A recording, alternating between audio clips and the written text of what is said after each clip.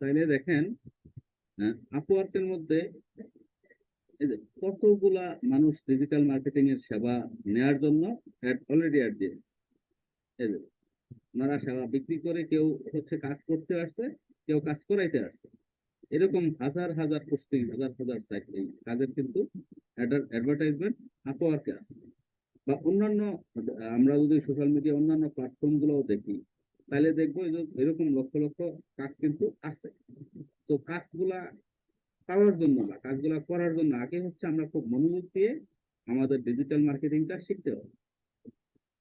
তো আমি আশা করবো আপনি যে কয়েকদিন আমার সাথে থাকবেন, মনোযোগ দিয়ে দেখার চেষ্টা করবেন, বোঝার চেষ্টা করবেন এবং কাজগুলো হাতে কলমে শেখার চেষ্টা করবেন।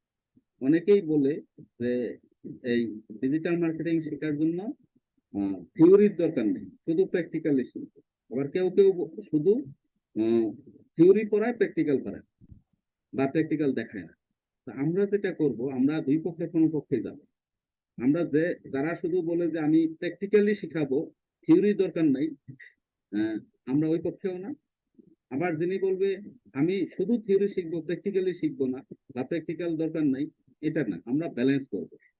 আমরা 50% থিওরি শিখবো, 50% প্র্যাকটিক্যাল দেখবো।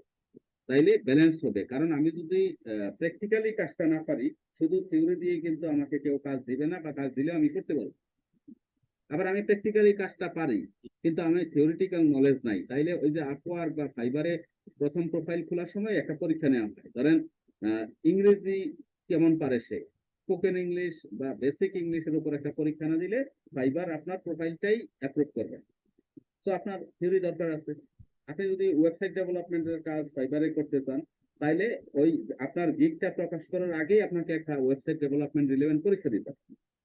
তো আপনি যদি পরীক্ষাটাই পাস না করেন, তাহলে কিন্তু আপনার গিগটাই প্রকাশ হবে না। তো আপনি কাজ পাবেন কিভাবে? কাজ পাবেন। তো যারা ধরেন শুধু প্র্যাকটিক্যালের দোহাই দিয়ে থিওরিটিকে ইগনোর করে, তারাও প্রকৃতপক্ষে শিক্ষা দিতে পারে না।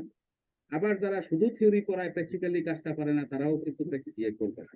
তো আমরা যেটা করব, আমরা থিওরি এবং প্র্যাকটিক্যাল দুইটাকে সামনে রেখেই কাজটা করব, যেন আমরা কাজটা শিখতে পারি। তবে সেক্ষেত্রে আমাদের হয়তো সময় একটু বেশি লাগবে। সময় বেশি লাগবে, সমস্যা নেই, আমরা দুইটাই একসাথে শিখব। আচ্ছা।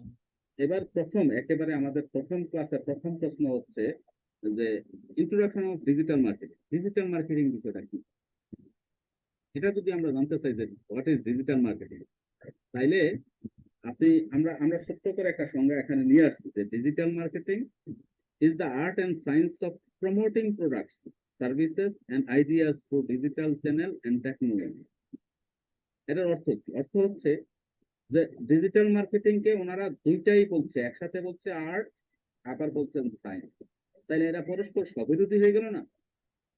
যেটা আর্টস আবার সায়েন্স, বিষয়টা দুইটাই সবিরোধী হলেও দুইটাই কিন্তু বাস্তব। আর্ট কি? আর্ট বা শিল্পকলা কি? শিল্পকলা হচ্ছে আমাদের দৃষ্টিনন্দন কোনো কিছুই কিন্তু আর্টের অন্তর্ভুক্ত। হ্যাঁ। তা ডিজিটাল মার্কেটিং যখন আপনি করবেন, তখন ডিজিটাল মার্কেটিং এ আপনার যে কন্টেন্ট গুলো থাকবে, এটা একটা লেখা হতে পারে, একটা অ্যাডভার্টাইজমেন্ট হতে পারে, একটা বিজ্ঞপ্তি হতে পারে, একটা প্রেস রিলিজ হতে পারে, একটা ছবি হতে পারে, একটা ভিডিও হতে পারে। এই সবগুলা কিন্তু দৃষ্টিনন্দন ভাবে উপস্থাপন করতে হবে, না হয় মানুষের অ্যাটেনশন পাবে। আপনি যদি দৃষ্টিনন্দন ভাবে উপস্থাপন করতে না পারেন, তাহলে মানুষের অ্যাটেনশন পাবেন।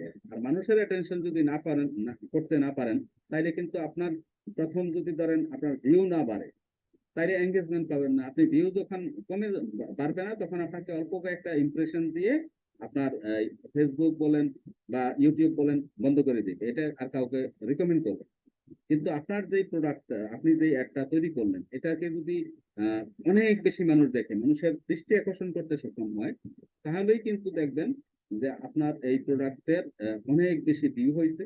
আর যত বেশি ভিউ হবে, ফেসবুক বা ইউটিউব আরো বেশি মানুষের কাছে এটা রিকমেন্ড করবে, ইমপ্রেশন বাড়াই দেবে। আর যখন ইমপ্রেশন বেশি হবে, বেশি মানুষে দেখবে, তখনই কিন্তু একটা পোস্ট বা একটা আপনার বিজ্ঞাপন ভাইরাল হয়ে যায়। এই যে ভাইরাল করার জন্য আপনাকে কি করতে হবে? আপনাকে এই দৃষ্টিনন্দন করতে হবে।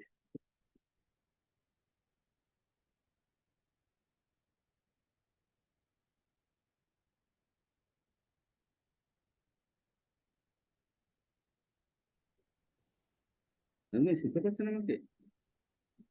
জি, শুনতে জি। পাচ্ছি। এই ভাইরাল করার জন্য আপনাকে এই বিষয়টা দৃষ্টিনন্দন করতে হবে। আর আপনার এই অ্যাডভার্টাইজমেন্ট গুলা যত বেশি মানুষ দেখবে আরো বেশি মানুষের কাছে পৌঁছবে। তো এটা হচ্ছে এজন্য এটাকে আর্টস বলা হয়েছে, যেহেতু মানুষের দৃষ্টি আকর্ষণের বিষয় আছে। আবার সায়েন্স কেন বলা হলো? সায়েন্স হচ্ছে আপনি এই ডিজিটাল মার্কেটিং করার ক্ষেত্রে যেসব প্রযুক্তি ব্যবহার করতে হবে, প্রযুক্তির ব্যবহার বা আপনার টেকনোলজি ব্যবহার জানতে হবে। আপনি যদি ওয়েবসাইটের কিভাবে ওয়েবসাইটে ব্রাউজ করবেন এটা না জানেন, বা কিভাবে ওয়েবসাইটে একটা ওয়েবসাইট তৈরি করতে হয় এটা না জানেন, কিভাবে সোশ্যাল মিডিয়ায় ব্রাউজ করতে হয় এটা না জানেন, তাহলে কিন্তু আপনি আলটিমেটলি ডিজিটাল মার্কেটিং এর কাজটা করতে পারবেন। তো এজন্য আপনাকে সায়েন্স শিখতে হবে বা টেকনোলজি জানতে হবে, একটা মেশিন অপারেট করতে শিখতে হবে। এই মেশিনটা একটা কম্পিউটার হতে পারে, এটা আপনার হাতের মোবাইল ফোনটাও হতে পারে, আবার অন্য কোনো ডিভাইস হতে পারে। তো আপনাকে এই এজন্য সায়েন্স বলা হয়েছে। তো এখানে আমরা পরেই যদি যাই, it encompasses a vast array of online platforms including search engine, social media networks, email, website, mobile app and more. তারা বলছে যে ডিজিটাল মিডিয়ায় আপনি কোথায় কাজ করবেন, ডিজিটাল মার্কেটিং কোথায় করবেন। এটা বিভিন্ন প্ল্যাটফর্মে করতে পারেন। একটা হচ্ছে সার্চ ইঞ্জিনে, মানে গুগল, যেখানে যে মানুষ সার্চ করে, জি, বা ইয়াহু, যেখানে যে সার্চ করে। এই সার্চ ইঞ্জিনে আপনি ডিজিটাল মার্কেটিং কাজ করবেন। কিভাবে করবেন? সার্চ ইঞ্জিনে আপনি সার্চ ইঞ্জিন অপটিমাইজেশন করতে পারেন।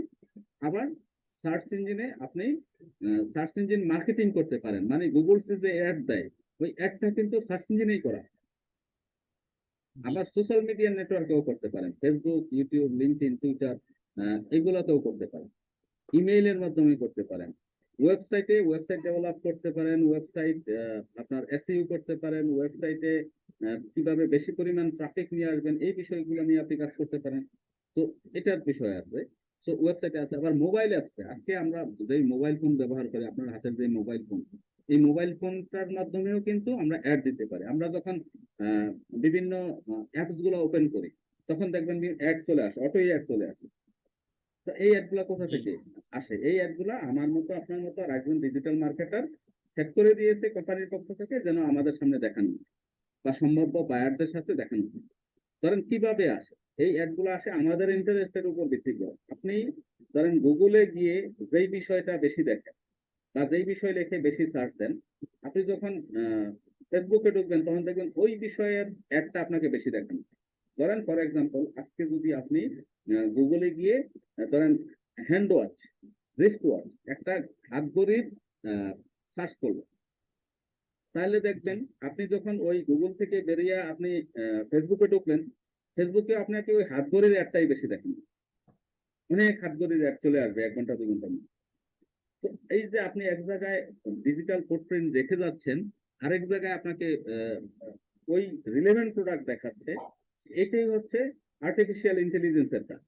আর্টিফিশিয়াল ইন্টেলিজেন্স ব্যবহার করে আমরা এই কাজগুলো করে থাকি, মানে ডিজিটাল মার্কেটাররা এই কাজগুলো করে। তারপরে আর কি করে? The primary objective of digital marketing is to engage with target audience. আপনাকে মনে রাখতে হবে ডিজিটাল মার্কেটিং এর প্রথম অবজেক্টিভ হচ্ছে আপনি যেসব মানুষকে টার্গেট করছেন, আপনি যাদেরকে আপনার কাস্টমার মনে করছেন, আপনার পণ্য কিনতে পারে বা আপনার সেবা নিতে পারে, তাদের দৃষ্টি আকর্ষণ করা, তাদেরকে টার্গেট করা, তাদের এঙ্গেজমেন্ট পাওয়া, তাদের লাইক পাওয়া, তাদের কমেন্টস পাওয়া, তাদের কাছ থেকে একটা টেলিফোন পাওয়া, এটা হচ্ছে ডিজিটাল মার্কেটিং এর অবজেক্টিভ, প্রথম অবজেক্টিভ। তারপরে আর অবজেক্টিভ গুলো কি আছে? Build brand awareness. Digital marketing এর মাধ্যমে আমরা নতুন একটা কোম্পানির প্রোডাক্টে বাজারের সাথে পরিচয় করিয়ে দিতে পারি। এটা হচ্ছে ব্র্যান্ড অ্যাওয়ারনেস, ব্র্যান্ড প্রতিষ্ঠা করা। তারপরে কি করা? Drive relevant traffic. আরেকটা বিষয় হচ্ছে আপনি অবশ্যই আপনার রিলেভেন্ট ট্রাফিক জেনারেট করতে হবে, মানে পাঠককে নিয়ে আসতে হবে আপনার সোশ্যাল মিডিয়ায়, অথবা আপনার ওয়েবসাইটে, অথবা আপনার মানে যেসব ডিজিটাল মার্কেটিং টুল আপনি ব্যবহার করেন ওইসব ডিজিটাল মার্কেটিং টুলের মধ্যে রিলেভেন্ট ট্রাফিক আনতে হবে, রিলেভেন্ট পাঠক নিয়ে